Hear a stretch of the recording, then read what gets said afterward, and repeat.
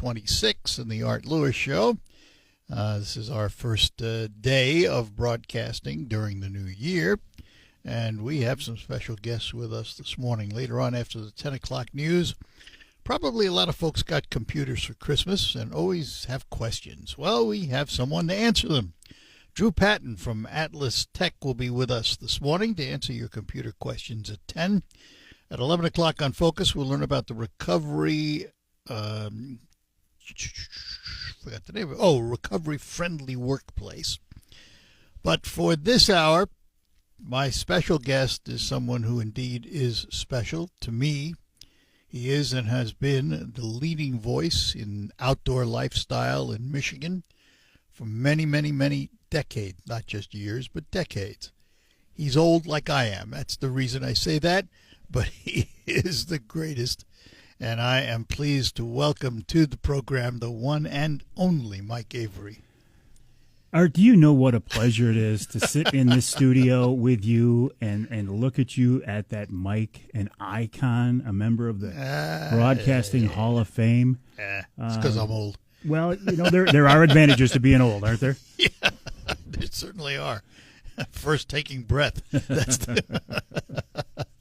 Well, Mike, first of all, I hope you had a very happy New Year, and I want to take a look back and forward in the outdoor lifestyle that we all enjoy in Michigan. What kind of a year was 2025 for the outdoor sportsman? I think it was an interesting year. It was a year that saw some changes, some continuing trends, continuing trend of the number of deer hunters slowly going down continues. The harvest continues to drop. There continue to be concerns about the DNR's ability to manage our whitetail harvest and some other disease issues and such. We saw some changes in the landscape of conservation groups and conservation leaders. MUCC, which I'm sure we'll talk about.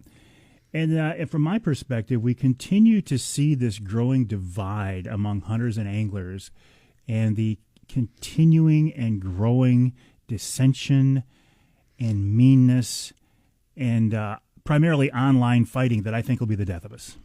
One thing I don't understand, in a state where the deer population has grown and they're saying we need to cull the herd, we need to cull particularly does, why are there less hunters? There's more opportunity. Why are there less hunters? Well, that's the million-dollar question right there. Why? People are aging out. Hunters are getting older, and you get to a point where you just don't do it anymore. That is certainly a factor. The younger hunters, potential hunters coming up, have so many other options these days to get involved. And this is a cliche, but I think it's true. When I was a kid growing up on the west side of the state, I lived on a farm. So we had farming, I had high school sports, and I had hunting and fishing. And that's all there was. Now you look at all these different options, these things to take a child's attention and a family's attention. So that's a factor. We have more kids living in urban environments maybe than we did in rural environments in the past. And also, and I don't know how much of a factor this really is, but there's talk of the fact that when you get families, many of them without active dads in the picture because of divorce or just dads are working, try to keep the family going or whatever, because dads are primarily in the past the ones who get their kids involved in the outdoors. If they're not able to do it, and you're never exposed to it, so it's nothing that you grow up with, so it's not important to you. Is there a light at the end of the tunnel? I mean, this year, for example, and I didn't realize this, not being a hunter, I didn't realize the difference. But after the firearms deer season, there was a muzzle loading season. But it just was a continuation of the firearms season. Not a muzzle loading season. It was, and I said to myself, wow. And the reason I ask is because we have the property I'm on. The property all around it is owned by an individual who allows one person to hunt there. That's it.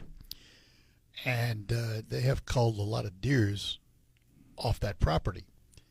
5 does and 2 bucks so far, I think, this year. And I just, shake my head at the fact that we have this issue, we have this problem, but we don't have the hunters to solve the problem.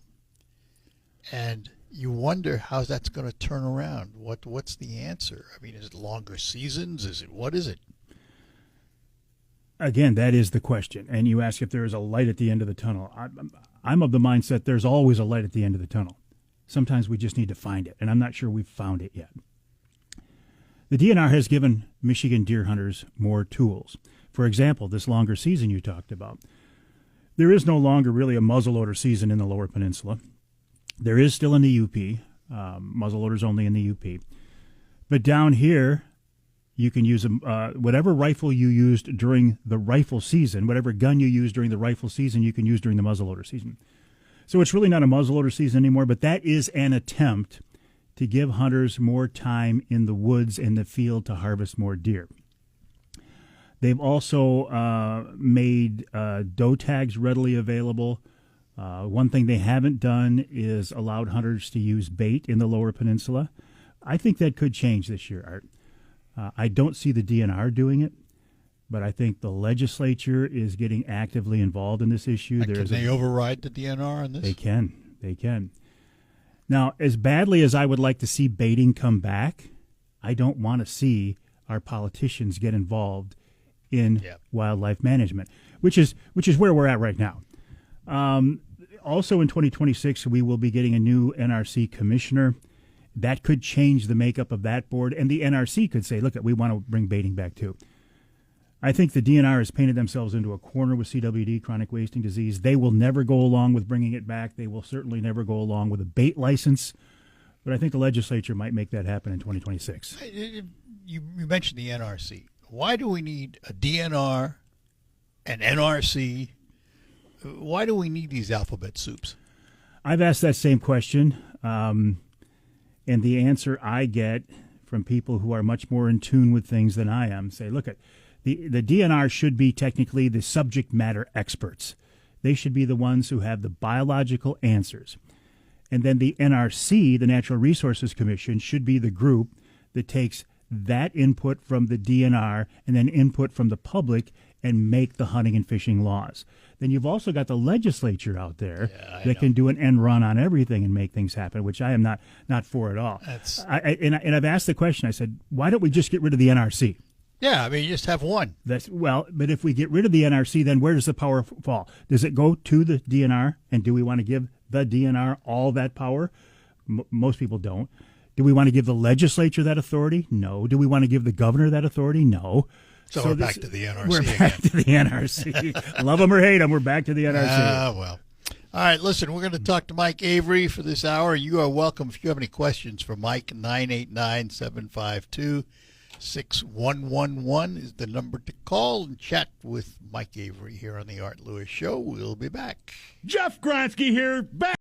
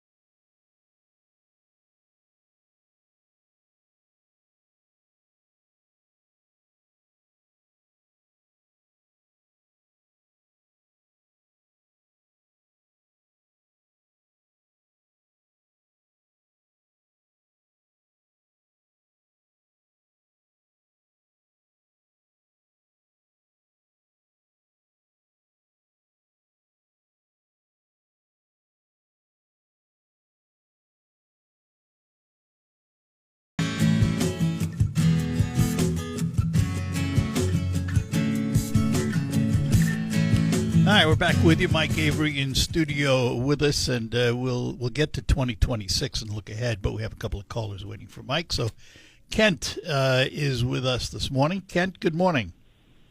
Good morning, Mike and Art. Happy 26th to you. I got a couple of questions for Mike Avery. I'm probably going to be a little bit one question is, I'll make it short and sweet. When it comes to the free fishing weekend, and also the youth hunt.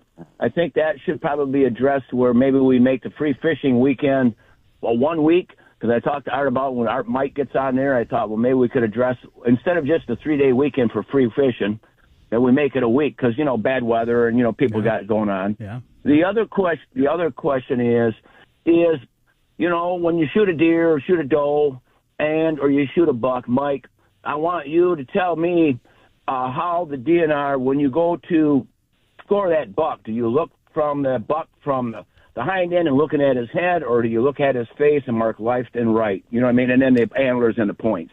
That's the only 2 questions I got. All right. Regarding making free fishing weekend a free fishing week, I would have no problem with that at all. None at all. I know that, yeah. None at all. Right. But I want to delve into your other question here. I want to make sure I understand what you're saying. For example, right now, if you go out and you're hunting does during this late doe season, there is a realistic chance you could shoot a buck that has dropped its rack, but you're shooting an illegal deer because it's an antlerless deer. Because I know guys who have done that. So tell me again your question. Well, my question is, when you're scoring, let's say, for instance, during November, and you get a 7-point, are you looking from the back of the deer and you're looking, okay, the horns are on the right-hand side, you score that on the right from the back of the deer looking at the head, or do you look at the face and say, okay, left is right, right is left, or whatever? That's what I'm wondering. How the DNR looks at that. From the back of the deer, from the butt to the horns, or are you looking at the face? You know what I mean? I do know what you mean, but I've never actually thought about that. I always look at, and that's an interesting point, because is it the deer? Is it the deer's right side, or is it our right side? I understand completely what you're saying.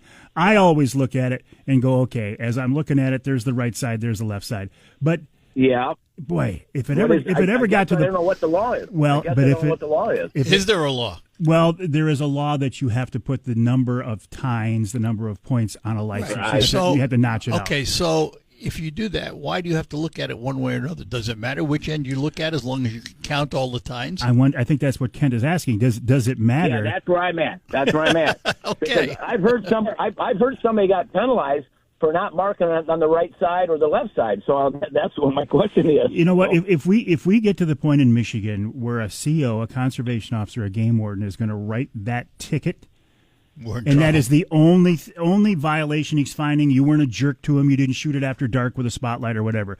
If we get to the point where a conservation officer is that zealous, overzealous, then we've got a problem. And I've said this before, conservation officers are like any police officers, they're like human beings. And I think as a group, police officers in general, younger people in general, when you're younger and more enthusiastic and you're trying to prove yourself, maybe you get a little more aggressive in your enforcement than somebody who's been around 30 years, knows how the system works, know how the world works, and is willing to give people a break. I think that's just human nature. All right. It is. Good, Kent. All right, thank you both. Thank you very both much. You bet. Bye-bye now. Bye. And we'll go to Carol now and talk to Greg. Greg, you're on with Mike Avery. Good morning. Good morning, Art. Good morning, Mike. Good morning. I have a couple questions. One is about the NRC, and one is about crop damage permits. Okay. I've been there to the NRC, to the meetings, and you go down there and you talk for your 2 minutes or whatever they give you, or 3 minutes if you get scheduled ahead of time. But they sit there like a bunch of rocks. You bring up some topics, and they don't say boo. And the next meeting you go to, you have somebody coming over and telling you to tone it down because they don't like your topics about the crop damage permits and things like that. And these people are appointed by the governor. Some of them own environmental companies, which DNR has a lot to do with the environment. And you can't get a hold of the governor's office to talk to anybody there. Wait, I've told them they don't own any land to hunt or fish on in the state of Michigan or pay taxes on to speak of. Not like the major, like the farmers and things. And it's just a crock down there. All right, so let's get a response. dog and All right, bone. hang on, Greg. Hang on, Greg. Got to get a response here for time. Well, Go ahead. you're completely right. The NRC are people that are appointed by the governor. So does that not make them political pawns in some ways right off the bat? Absolutely. And not necessarily outdoorists. No. No, I mean, in theory, right? Wouldn't you want a certain mix of biologists and such? Yeah. And we have Becky Humphreys on there now, who is a retired DNR wildlife biologist, so I think that's a positive step. But you've hit on, Greg, a question that is really at the crux of wildlife management in Michigan today is the role of the NRC, but more importantly, the makeup of the NRC. And I've said for the last year or so that the NRC has not necessarily been a friend of the Michigan hunter when they stopped the year-round coyote hunting. There was a meeting scheduled for Bay City last summer, and they couldn't even get a quorum of NRC commissioners to show up. So I'm thinking, if these people take our concerns that casually, that they won't even show up for a meeting, and like you say, Greg, when you get down there, do they actually listen to what you're saying, or has all the politicking been done behind the scenes already, and you're just testifying to make it to follow the outlines, the guidelines of the system? I know for a fact there's a lot of politicking that goes on behind the scenes and before those meetings. So, I've never testified at a meeting. If I had, I think I would probably have the same reaction you do, that it maybe feels like it's a waste of time. It's not, because you're down there doing it. At least you're out there expressing your concerns. So don't ever think that it's not doing any good, because even if you don't get the response that you want, at least you're out there doing your part to protect what it is you believe in. So good for you on that. I have about the crop damage permits. Now, they shoot those as soon as the corn comes up. They can go out and take these antlerless deer. Well, their fawns might be over in my brush, and they starve to death. I mean, if we done that to a dog or a cat in the state of Michigan, we would be in jail.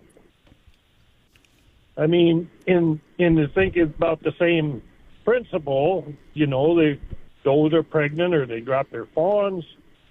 Right now, what do you think they're shooting right now? They're shooting pregnant when does. they shoot a nice healthy doe. They're shooting pregnant does now, 2 and 3 deer at a time. But from a biological perspective, I was going to put Great. a billboard out on I-75 that showed 2 fawns laying there starving to death, saying, "Hey Joe, where's Mama at? Well, Farmer Sid." All right, let's get a response. I understand what you're saying, but from a biological perspective, the DNR will tell you that is what they're trying to do. They are trying to knock down the number of deer in Michigan. And if and this sounds cold-hearted, but if some fawns have to starve along the way, from a statistical and biological perspective, they are decreasing the number of deer in Michigan, which is what they want to do. And they have to. I would have to assume fawns starve to death every year, even just in the wild. And, hunters, well, then animals die.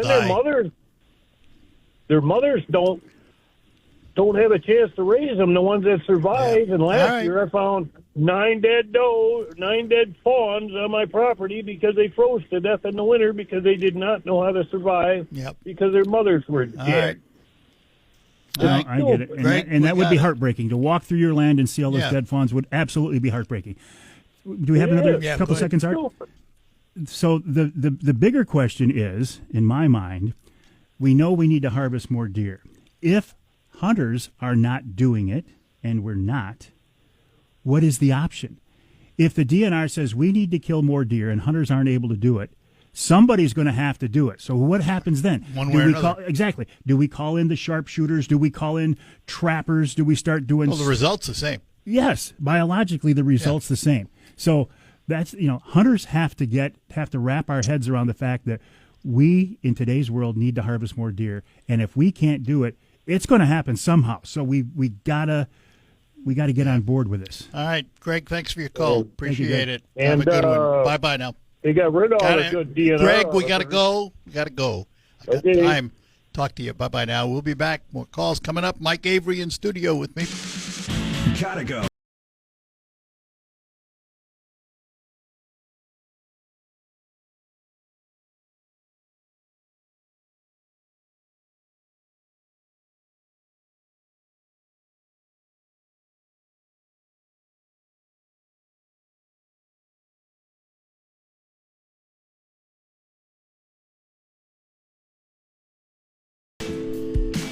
Back with you in studio, Mike Avery. We'll take a couple of more calls, and then we're going to reserve the rest of the program and talk about something else we want to talk about. So Gus is in Midland. Gus, good morning. You're on with Mike Avery. Hey, good morning, gentlemen. Morning. First off, I want to wish you the happy, healthy 26. Same to you. Mike, I got a question for you. Following back around about young hunters coming into the hunting community and not having older sibling, a father, an uncle, or whatever. What's your thoughts on this new law they passed about hunter safety being taught in public schools? Now, glad you asked, because I was going to ask. Well, Gus, I would have thought the question would have been about pizza. Well, you should have told me. Oh, we know who it is. Gus from Now we know Pizza who it is. Sam's. Yeah. Hey, Gus, good to hear from you. I think it's wonderful. Let's get hunter safety classes back in the schools because, as you know, it's getting harder and harder to find a hunter safety class for kids these days. That's one of the big questions I hear And every let me fall. ask, Yeah. Is it designated as a hunter safety class or a firearm safety class?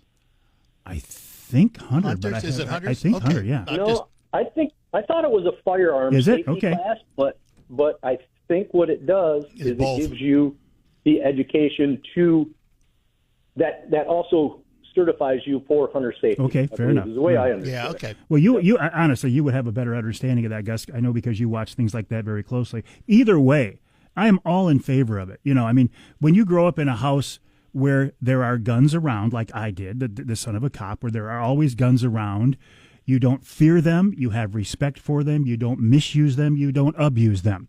You don't touch them. You don't touch them I until grew you up in get a old. house Exactly. like that. So Yeah, that you know. was going to be one of my comments. Yeah. So if we can a lot of get that knowledge and information out there with kids who wouldn't otherwise have it, I don't see a downside to it. Yeah, I don't think a lot of people understand what a gun can do, right?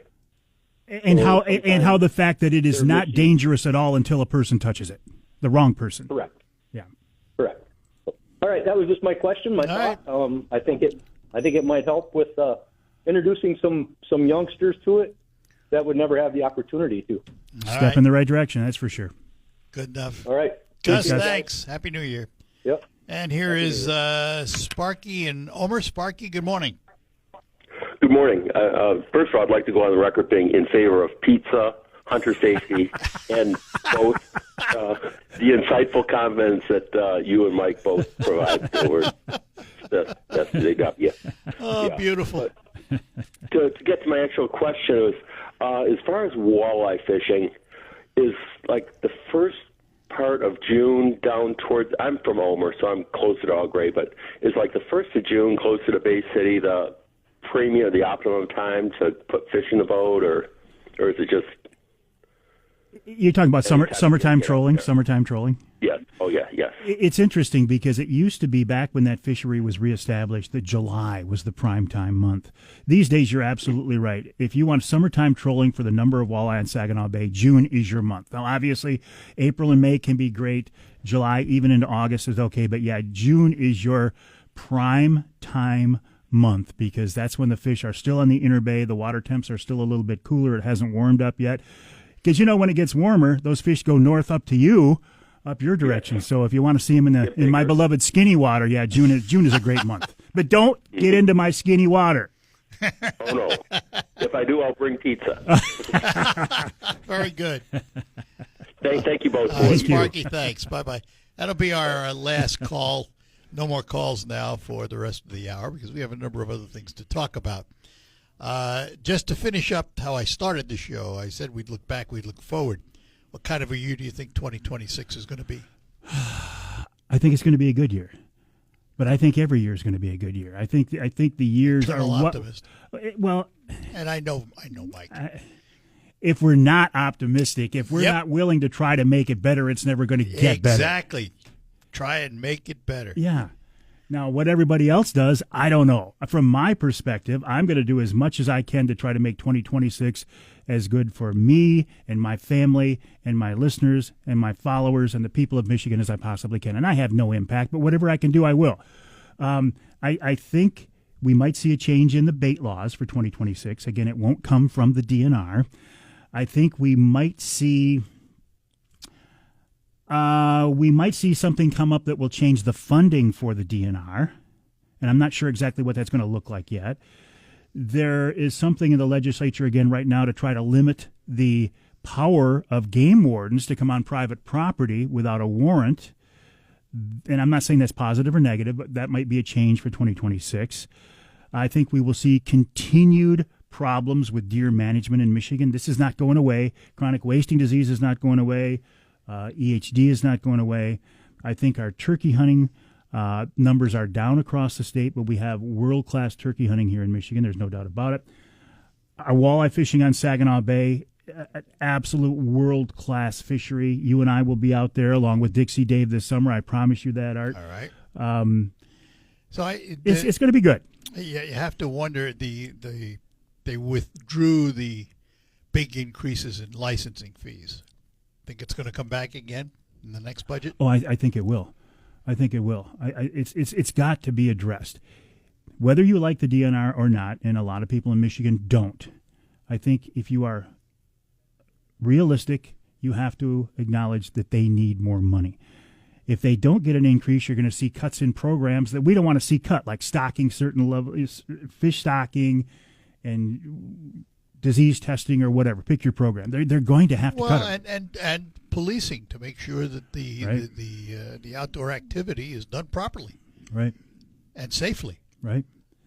They haven't had an increase since 2014. Yeah. No, I listen. I looked at the price I'd pay for a senior license. It's nothing. It's hardly anything. Before I got my senior discount, which I don't want, we've talked about this before, I was paying $76 for my combo deer tag, my small game, and my all-species fishing license. So I could hunt or fish 365 days a year, and it cost me $76. Yep. How can you complain about that? No, you can't. All right, we're going to take a break, come back. We're going to talk a little bit about the MUCC, one of Mike's favorite organizations, and find out where it's headed under new leadership eventually. And we will do that after we come back from these notes. Let me take a moment to talk about my friends at Quick Lane Freeland and McDonald Ford at M47 in Freeland. Winter tires are important, and they are different. And, you look outside, look at the weather we've had. The roads have been slippery in places. You want good winter tires. But what's the difference between a winter tire and the tire you drive on all year? Well, we've asked John from Quick Lane Freeland to tell us about it. Hello, Art. Yes, winter tires are made with a pliable rubber compound that includes silica to stay flexible and maintain grip in freezing temperatures. Unlike harder all-season tires, which stiffen and lose traction in the cold, this flexible compound allows the tire to better conform to the road's surface, providing superior grip and traction on snow and ice to keep you safe. Thanks, John. Stop into Quick Lane Freeland, have them check your tires, make sure you got the right tires on your car for the weather and road conditions you're driving. Have them check your cooling system, too, because that's another important system in the winter. It all happens at Quick Lane Freeland on the McDonald Ford property. You might as well check out the new lineup of Fords while you're there, and their pre-owned vehicles, too. McDonald Ford and Quick Lane Freeland, they wish you and yours a very happy new year and stand ready in 2026 to serve all your automotive needs. Dan owed an unbelievable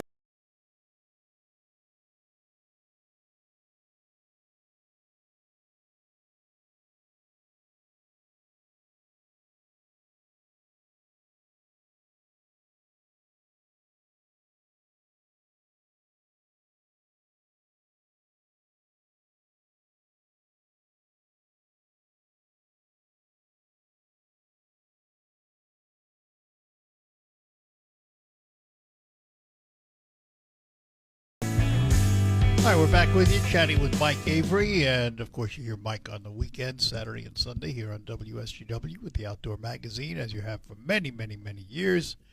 You've been doing it a while, since, what, the 70s? 70s, early 80s? How old do you think I am, Art? Since the 80s. Okay. Whatever. All right, so I know the MUCC has been